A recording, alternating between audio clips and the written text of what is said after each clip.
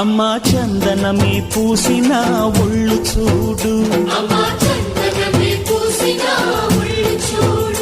అమ్మా పున్నమి పుట్టిల్లు ఆ కళ్ళు చూడు, అమ్మా ముక్కోటి మెరుపులా మోము చూడు, అమ్మమ్మ ముగ్గురమ్మల మూల పుటమ్మ అమ్మా నిప్పుల్ని తొక్కిన నడక చూడు,